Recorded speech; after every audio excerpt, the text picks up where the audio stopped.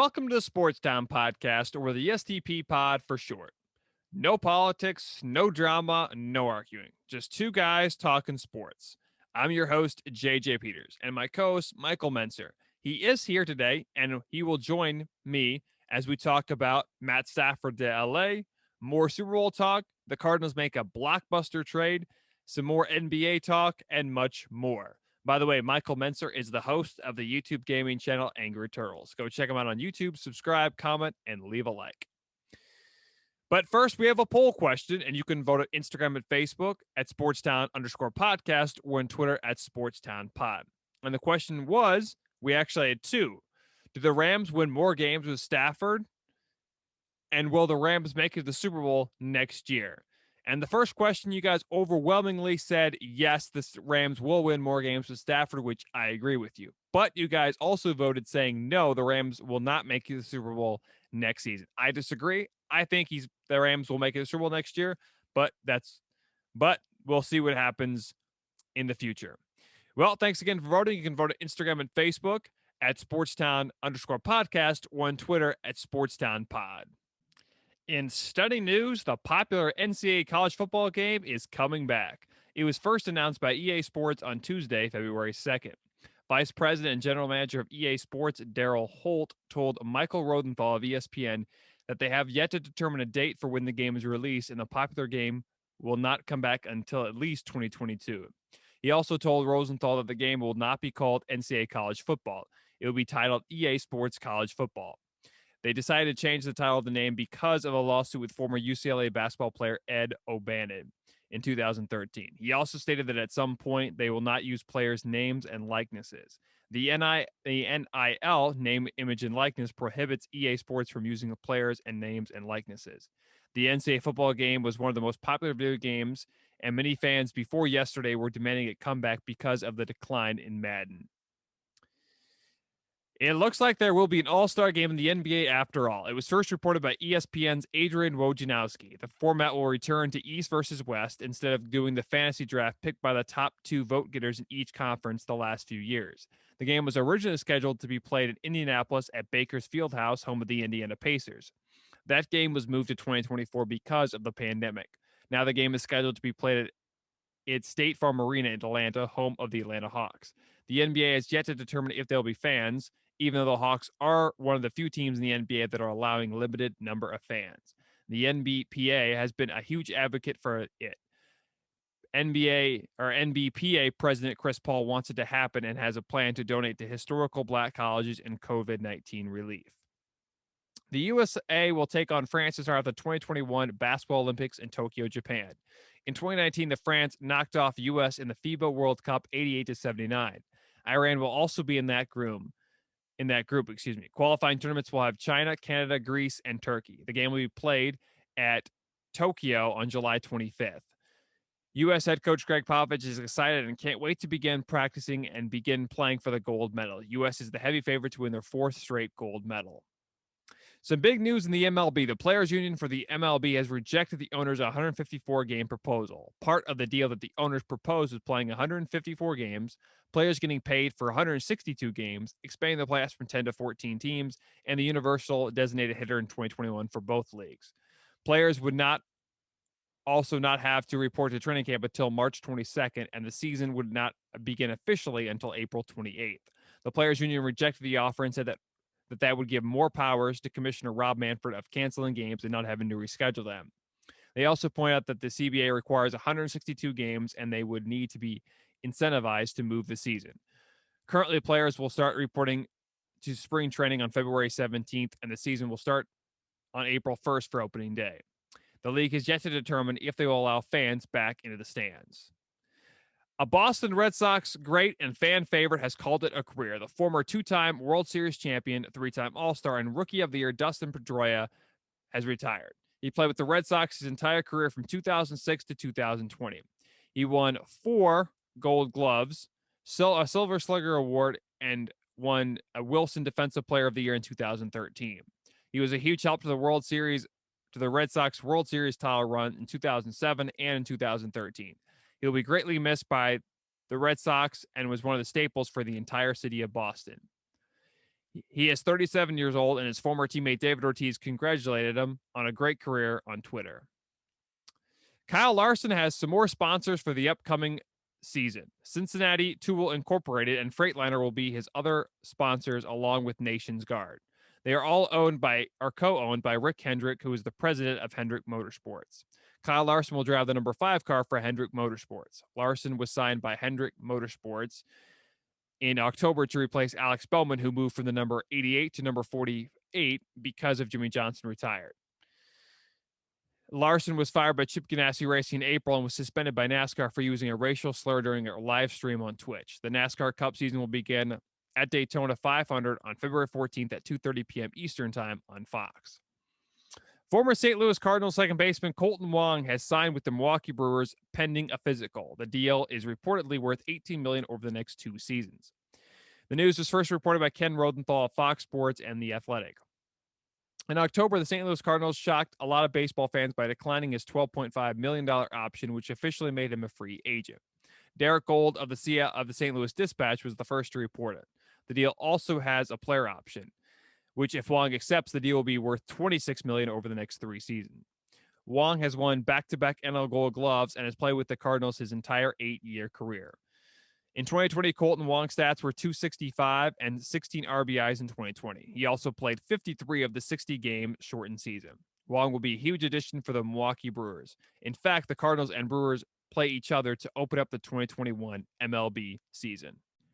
Before we dive into some more awesome sports topics, don't forget to subscribe, like, leave a comment, and hit the bell for notifications. So when I do release new videos, you'll be updated. And we are back for another edition of the Sports Town Podcast. I'm once again joined by my co-host, Michael Menser. Michael, how's it going on this super snowy day? It's pretty good. How are you? I'm doing all right. It's been a crazy day because where I live, it's been all snowing pretty much the whole entire day. And pretty much it was super hard to drive going to work back and forth. So that wasn't fun. Did you have to experience that, Michael? Yeah, so my dad was at work and I had to shovel out his side of the driveway. And by the time I finished shoveling that half, it was already covered in snow again. And we ran out of place to put the snow on the side. So of course, we've had 6 or 8 inches every time we get snow. yeah, It's crazy.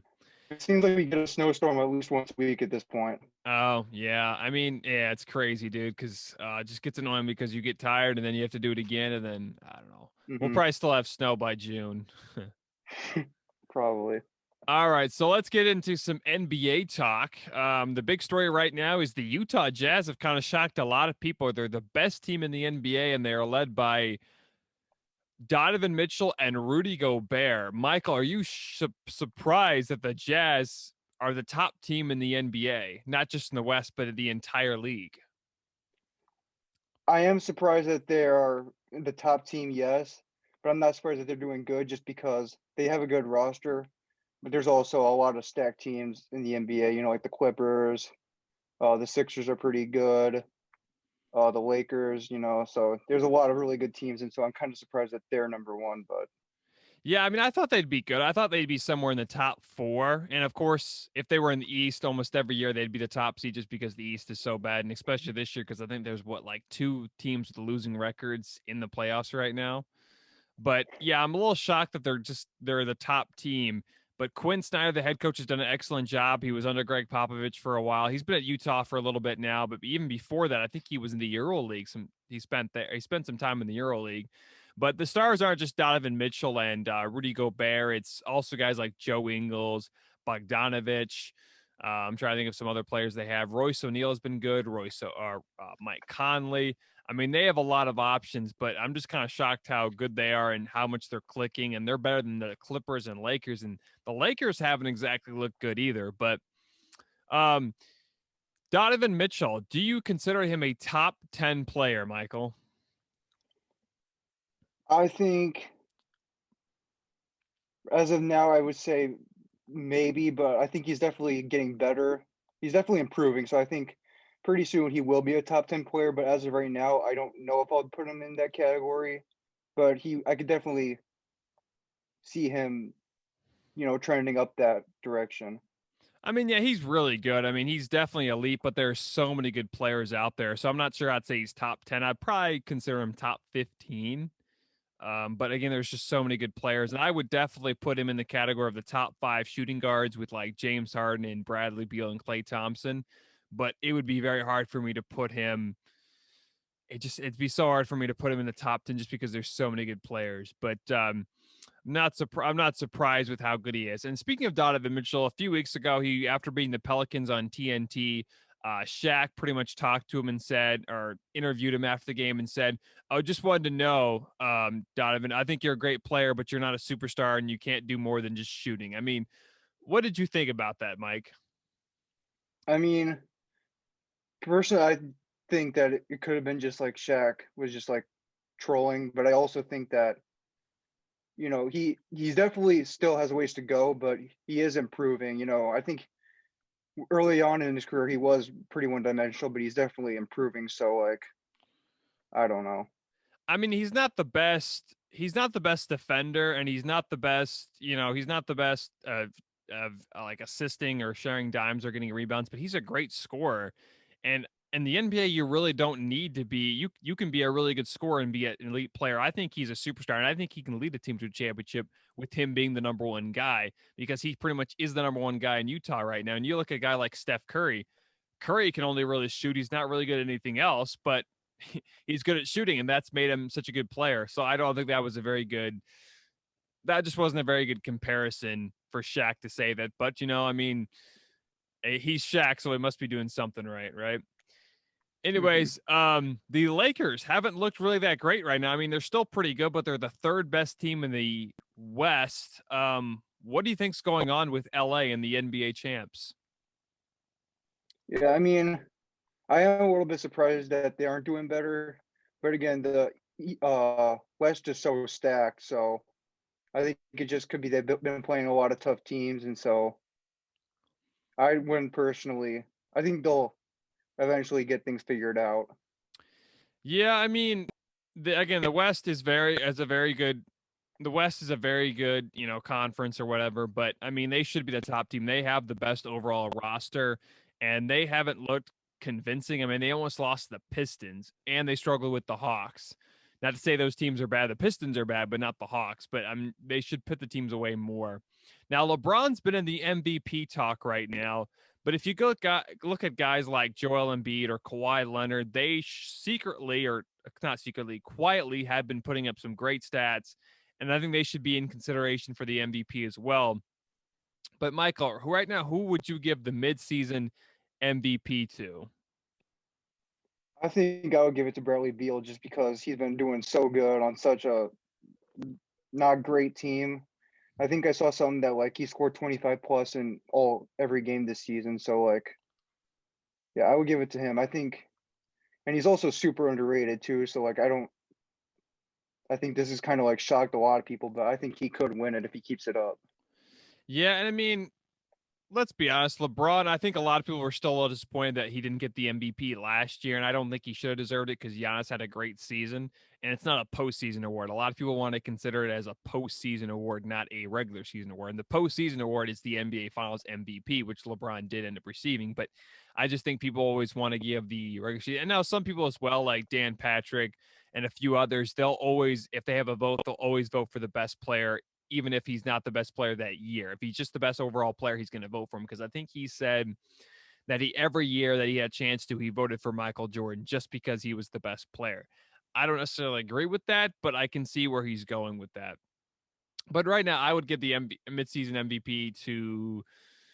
Oh man, it's tough. I'd either give it to Joel Embiid or Kawhi Leonard. I mean, even Donovan Mitchell should be in consideration, but I would probably either give it to Joel Embiid or Kawhi Leonard just because of what they have done with their teams. And again, nobody expected them to be this great. And again, a lot of people thought Kawhi would have a lot of load management, but he didn't. And he's been playing great. He hasn't really missed that many games.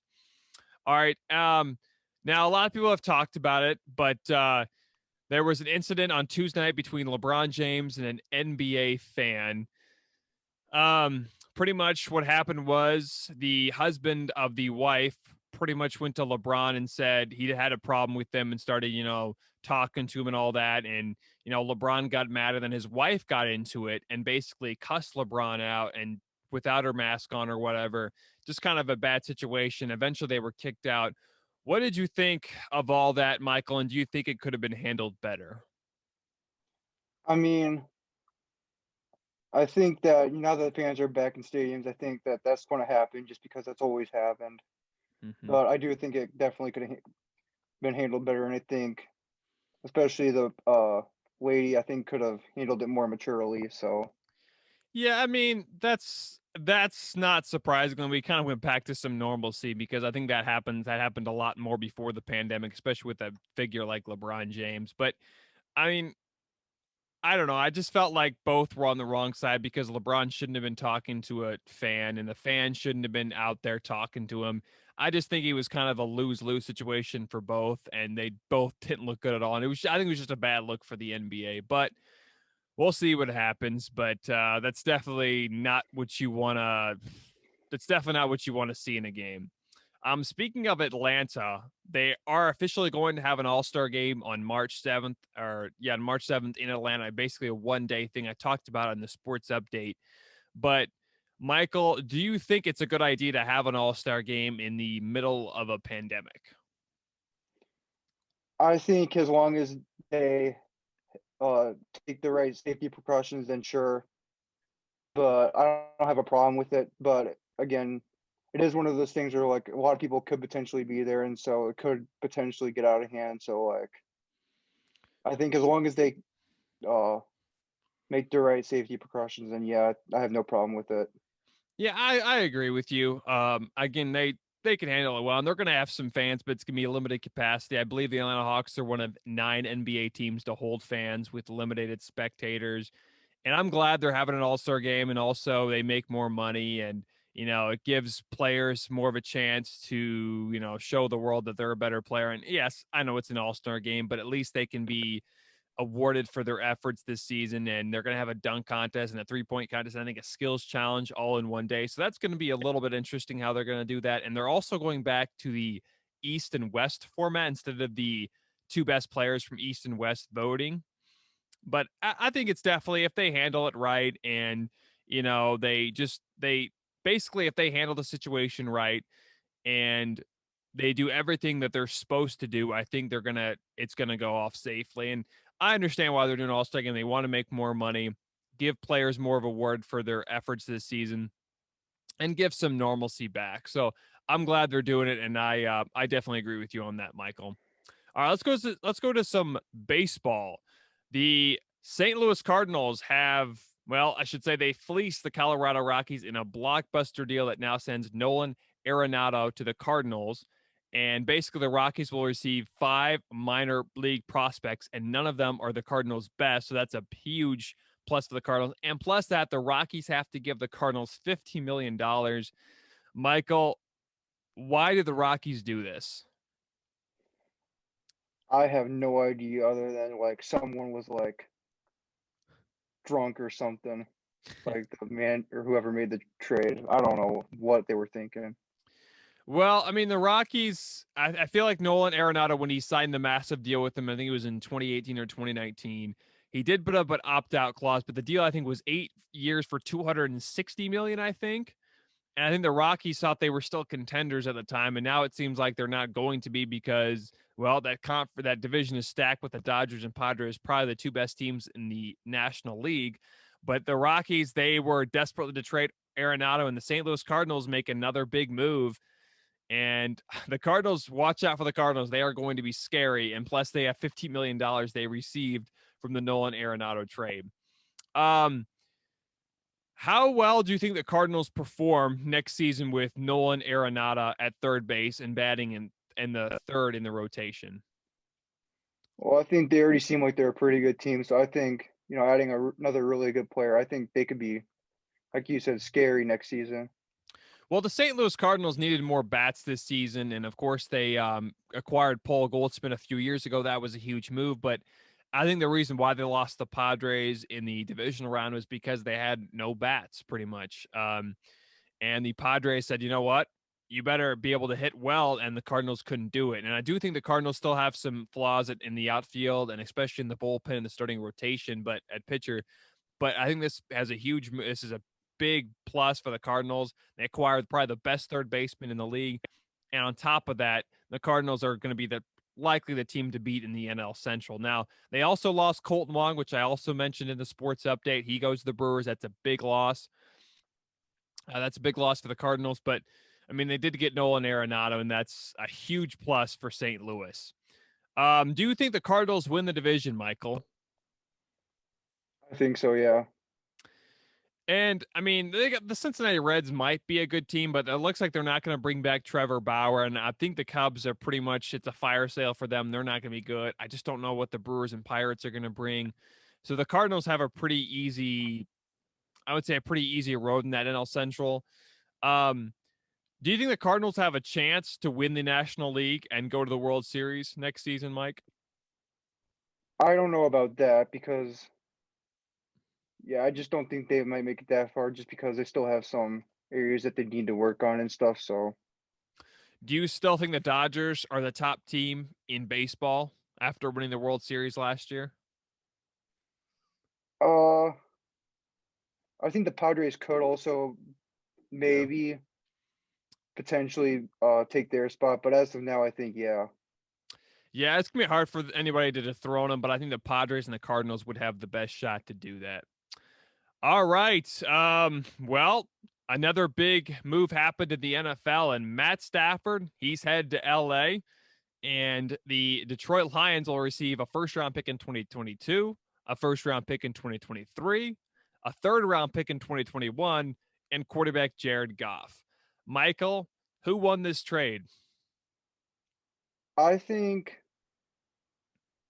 the I think so the Rams I think definitely got better because they got an experienced quarterback who I think could help them win more games. But I also think the Lions also got a good deal because they got a younger quarterback who still is pretty good, and they also got a bunch of draft picks that they could use. So I think if I had to pick, I would say the Lions probably won the trade, but I think they both kind of evened out. Yeah, I mean, I agree with you there. A lot of people said, "Oh, the Lions fleeced the Rams." You know, Matt Stafford is just Matt Stafford, and he hasn't won a playoff game, and he's just this mediocre quarterback. Matt Stafford's a great quarterback, and I mean, the reason why he never won a playoff game was because he was held hostage in Detroit. I mean, his best receiver and his number one man, Calvin Johnson, just basically gave up on him and retired. So, but Matt Stafford was able to do it. I think one year he threw for 5,000 yards, 43 touchdowns, and 8 picks, and wasn't invited to the Pro Bowl. I mean, that just goes to show you that no one really knows how good Matt Stafford is because he plays for the Lions. He's held hostage there. And the only time people see him is on Thanksgiving because they barely play on primetime games. So he reminds me a lot of an Archie Manning. He's better than Archie Manning, but not a lot of people knew how good Archie Manning was because he was with the Saints when they were really bad in the 70s. But anyways, I think to be honest with you, I think both teams won this trade because both teams got what they wanted out of it. Now, the Lions did get Jared Goff. Not sure if he's their future. If I was the Lions, I would probably trade Goff to get a quarterback this year. But it seems like Motor City Dan Campbell, he really likes Jared Goff. So we'll see what happens. But again, I think both teams won this trade because the Rams got Matt Stafford and they get basically better. That was the only thing holding them back. And I definitely think they can win 12 or 13 games next year and possibly go to the Super Bowl and have it for the second straight year where a team hosts the Super Bowl and also plays in it. So that's interesting. And then I think the Lions got what they wanted: draft picks and a young quarterback. What should the Rams do next now that they have Stafford, Michael? I think just building around him is the biggest thing because they already got a solid coach. McVay. I think that's the other thing too is that I think McVay can also help develop Matt Stafford and do even a better quarterback like he did with Goff. So I think they just need to kind of build around him a little bit more, maybe get a little bit better on defense. Um, I the I mean, this is an interesting question, but the Rams, they have a great defense. I think they don't really need to touch it because Aaron Donald, they have Jalen Ramsey, I mean, their defense is stacked, but I do think they might need to add one or two more weapons for Stafford. Their running game might need alternates. Well, no, they got Cam Akers, so I think their running game is solid right now. I do think they need to add one or two more receivers. How about just add Kenny Galladay, or not a lot of people are talking about this, but maybe Calvin Johnson comes out of retirement to play for the Rams. Again, I think the Lions still owe his contract, so I don't think they're going to want to trade him to the Rams, but you never know what happens. But I mean, he does have Cooper Kupp there, Josh Reynolds and Robert Woods, Gerald Everett and Tyler Higbee as tight ends, but I do think they need to upgrade a little bit. But man, that Rams team could be the top team. And you can imagine the NFC West, Michael. That division could Mhm. have send all four teams now with 7 teams qualifying for the playoffs. Could you see a scenario where all the NFC West teams make it to the postseason next year? Not really, just because I think there's also other good teams in the NFC. The NFC South is pretty good. Saints, Bucks. I could see maybe 2 teams from the NFC North making it, and the NFC East is the NFC East. No, no, that's just not no. Yeah, no, But the I think NFC. at least Oh, sorry. you're good. I think at least 2 teams will for sure make it, and then if like an NFC South team or like an NFC North team doesn't make it, then maybe they can get 3. I just don't think all 4 are going to happen. Well, I mean, the Niners are the only team right now that has the disadvantage because they don't have a quarterback. I mean, Jimmy Garoppolo is not the guy, obviously. So the Niners better make a move for Deshaun Watson or a quarterback in the draft, or they could be finding themselves in the bottom dwelling division for a while because if you don't have a quarterback in that division, you're probably not even going to sniff the playoffs. I mean, you look at that quarterback, Kyler Murray, Russell Wilson, Matt Stafford, and then you have Jimmy Garoppolo. I don't think the 49ers are in a very good situation at all. Do you have any more comments on that, Michael? No, I don't think so. Okay. Well, do you see the Rams making it to the Super Bowl next year? Uh, they have a good shot at it for sure, but they're again, the NFC South or the NFC in general is still pretty good. It's not as like good as it was a couple years ago. I think it's kind of balanced out, but I still think there's a lot of good teams in that. So I think they definitely have a shot. But again, I think Seattle's could potentially give them a run. I think the Saints, the Bucks, if the Vikings get a quarterback, I think they could maybe do it. Packers, there's just a lot of good teams. So Yeah, to be honest with you, I'm going to make a bold prediction. I do believe the Rams will make it to the Super Bowl next year. I think they do end up winning the NFC West, and I think they're the top team in the NFL. And back-to-back years where the team who plays in the Super Bowl also hosts. I mean, that just makes sense. So we'll see what happens. But do you have an early Super Bowl prediction for next year, Michael? uh, I would probably say as of now, I do think the Rams probably had the best shot at making the Super Bowl, and then I want to say Rams and Chiefs or Oh boy. Rams and Ravens. I think is most likely, or uh, I think the Bills could also be like kind of like a Yeah. sleeper underdog too if they can get some better. If they can get better this offseason, I think they definitely have a shot too. They're still a good team. They just have some uh holes they need to fill, but they're not a bad team, so I could see them maybe giving the Chiefs a run.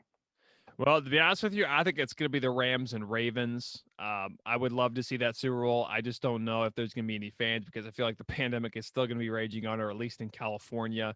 So I would love to see the Rams and Ravens. That's my prediction. I mean, I would love to see it, but I think I truly predict that the Rams and Ravens will play in the Super Bowl in next year. So that'll be definitely exciting. So we got some Super Bowl preview. Of course, the Super Bowl is just a few days away. Michael, what are you most excited about in this year's Super Bowl?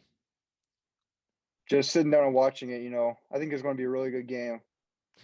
Yeah, I'm excited too. I'm definitely hoping it's going to be a high scoring game because I predicted it to be high scoring, and I would love to see offense. I definitely don't want to see, um, I don't want to see another 13-3 game or like 6-9 or something like that. That would definitely not what I would want to see. Um, Also, if you do ever go to a Super Bowl party, would you have pizza or wings? Both. Well, to be honest with you, I And would just tacos. and I love tacos. Yes, Yeah, definitely tacos. I just have a variety of everything, just muffins, everything. Yeah, tacos from Taco Bell, right? No, not Taco Bell. Taco Bell is Oh, nasty. that no. Take those words out of your mouth. But yeah, I would take pizza over wings, even though I do like wings. But I mean, pizza's pizza, and I mean, you can't have pizza. You can't have football without pizza. But, anyways, let's get Where are we back. getting the food from? What do you mean? What kind of pizza? Like pizza Like, place is it or? if it is it Buffalo Wild Wings wings or just like? Yeah, it'd be Buffalo Wild Wings. Yeah. Oh, then I'd probably say Buffalo Wild Wings wings, but it depends where you get the pizza from too. Yeah, Buffalo Wild Wings is probably the best, especially they're boneless. They're buffalo style with Oh yeah. ranch. Oh, that's the best. Mm-hmm. All right, so let's get to the Super Bowl talk. The Chiefs are going to back-to-back Super Bowls. They have Patrick Mahomes, maybe the greatest quarterback of all time. Could you see a scenario where Mahomes throws 5 or 6 touchdown passes? I mean, it's Mahomes, so anything could happen. But I'm thinking at least 3 or 4. To be honest with you, I think he throws 5 touchdowns. I mean, this Buccaneers defense is good, but I still don't know if I like that secondary. And if you remember the last time they played, the Buccaneers, excuse me, the Buccaneers jumped out to a big lead, or no, the Chiefs jumped out to a big lead, and Mahomes was dominating. Now the Buccaneers came back, but I feel like that was just kind of a time where the Chiefs basically let them back into the game. But I could see a scenario where it's like 28-21 at halftime or 31-24. I would love to see that. And I could see Brady and Mahomes combined throwing like 9-10 touchdowns. I don't think it's going to happen because I think Brady throws maybe 3, but I could definitely see a scenario where Mahomes throws 5 touchdown passes. Um, right now the Buccaneers are not the Buccaneers. The Chiefs are the favorites, but if you ever notice, the Buccaneers were the home team this year, and they decided to go away, wear the away jerseys. And the Buccaneers and Tom Brady, when wearing the white jerseys, is 4-1. Does that scare you at all if you were a Chiefs fan, Michael? I mean, if I was like, I'm not really that like, what's the word, superstitious. So I mean, if I was, yeah, but I'm not. So I'd be a little scared too because the last 10 of the last 13 teams to win the Super Bowl has worn the white jerseys. So, I mean, I know last year the Chiefs won it wearing the dark, but I mean, this is Tom Brady here, and he's so good wearing the white jerseys. Might be a little bit of a superstition of mine, but I would be a little nervous if I was a Chiefs fan. Um, right now, the Buccaneers and Chiefs would score. Right now, the game is I think scheduled for I think 5 or 6:15 Eastern, and there is a chance that there could be rain in the forecast. If there is rain, who has the advantage in the game, Michael? whoever can run the ball better. That's true. Who do you think has the better running game? I want to say the Chiefs just because I think they got better running backs, but they also have a worse offensive line because they're banged up. So I think it's going to be pretty even, but I would say I'd give the slight edge to the Bucks.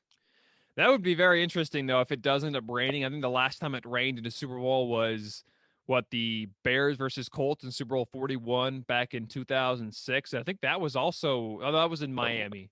But yeah, if I'd be a little nervous, especially I'd be a little nervous if I was the Chiefs because if it was raining and they don't have that offensive line to be able to get holds for like guys like Clyde Edwards-Helaire or Le'Veon Bell, that would be a little bit, I'd be nervous. But I mean, it's Patrick Mahomes. He can find a way to win. It's going to be hard for the Buccaneers to win even with rain because Mahomes is Mahomes. But we'll see how it Brady's turns also out. Brady. That's true. That's true. You definitely don't want to bet against any of those quarterbacks. But right now, if Mahomes wins his second straight Super Bowl, will people consider him the greatest quarterback of all time, Michael? Because they're already considering him the greatest now with 1 Super Bowl. Do you think with 2 they'll consider him the best of the best? I mean, I wouldn't, but there's a lot of weird people out there that probably would. So I don't. That doesn't surprise me. But I think he's got still a little bit of time to actually do it. So I don't think I would consider him the best yet, but I think eventually I will. Well, I people just are think it's saying, too early to tell. yeah. Well, people are already saying that he is a future Hall of Famer, and if he wins 2 Super Bowls, he's definitely on that path of Brady. But if Brady wins his 7th Super Bowl, then he passes guys like Michael Jordan with how many? Because Michael Jordan had 6, that would put Brady at 7. Brady would be in that like Bill Russell conversation where he's got so many rings, and again, Brady would probably be the GOAT. As much as I don't like to say that, Brady would be considered a GOAT if he wins a 7th Super Bowl, and especially against a young gun like Mahomes. I mean, that's going to be crazy. Do you think uh, Brady reaches all-time GOAT status if he wins his 7th ring? I do think so, but I also got a question for you. So I saw this thing a couple days ago about how Brady almost wore number 7 in pursuit of his 7th Super Bowl. Did you think anything of that, or I didn't see that I don't article. know if you saw it, but I didn't see the article, but I wouldn't really. If he had worn number 7, I would have been confused. But that's definitely interesting to see if he would wear 7, because that would just be different because Tom Brady has his own brand with like TB12, and I don't know. I just couldn't see him wearing the number 7 jersey. That would be crazy. Um, let's see here. Is there anything else you had to talk about the Super Bowl? Because I feel like there was one other conversation we were going to mention, or one other topic we were going to mention. uh, are you going to have a Super Bowl party, or are you just going to watch it by yourself, or what? I'm probably just going to watch by myself, just like a typical game. I might get some pizza. We'll see Boring, what happens. You gonna go to a Super Bowl boring. party? Probably not, but Oh, okay. if I get invited, I will. Um, I mean, I don't know. I'm not really a big party guy. I just like to go watch football and eat something, I guess. That's not my We thought. should have That's our not my own thing. Super Bowl party. We should just Oh, throw it ourselves. yeah, we should put it live on YouTube. We'll see what happens Yeah, we there. should. Have like a live reaction going. Yeah, That'll we'll get us some views. we'll rival guys like Pat McAfee, who's also going live on Sunday. Yeah. Yeah, that I don't know. That would be interesting. I wouldn't mind it. We'd have to ask the fan, or ask our I guess, yeah, we'd have to ask our fans what they'd want. I don't know. I'd be down with Yeah. it though. Yeah. Alrighty. Well, that's all on today's show. Michael, is there anything else you want to add in? Nah, I don't think so. Now, you predict the Chiefs to win. Do you want the Chiefs to win, or you just think the Chiefs are going to win the game? So I think the Chiefs are going to win, but I don't want the Chiefs to win because I have a friend that I know who loves the Chiefs, and I don't want to deal with that again. So Yeah, I know I don't know. I feel like if they win another Super Bowl, it's going to get old. But at the same time, if yeah, Brady wins, you're going to all hear these Tom Brady fans, and I don't know. I feel like it's kind of a lose-lose situation here. it's turning into the Patriots a couple years ago. Oh, absolutely. Yeah, but I mean, if Yeah, Brady were to win a ring, a 7th ring, and you would hear all these Brady fans, and I feel like a lot of the Patriot yeah, fans would just go be Buccaneers fans. I don't know, I guess we'll see what happens, but I'm definitely excited for it, and I'm glad CBS is doing the game. I think they're the hmm best broadcast for football. I yeah. understand you love Troy Aikman, right? And Joe I Buck. know that's false, fake news, wrong. uh, that yeah, I don't mind him, but I would definitely rather I have mean, Jim Nantz and Tony Romo. I don't think he like. I'm not like hate him. I don't hate him as much as some people, but I definitely don't like him. I Like, think they're but I can at least tolerate him. I think they're pretty good. I mean, the ESPN crew, I don't know if I necessarily hate them, but I just not necessarily like them. I feel like they can be a lot better. They're definitely not what they used to be when they had Mike Tirico and John Gruden on Monday Night Football. That was definitely the best. But glad hmm CBS is doing the game. All righty, thanks for coming on the show, Michael. It's been a Yeah, thanks for blast. having me, man. Yeah, no Yeah. problem. All right. Thanks for joining us, and come next week and we'll have something else. I'll probably talk about the Super Bowl post game, and well, we'll dive into free agency, and we'll be talking more about the NBA. The MLB season is about to start. Can't wait, and we'll see you on the flip. Thanks for listening to the Sports Town podcast, or the STP pod for short. You can find us on Anchor, Spotify, Apple Podcasts, YouTube, and much more.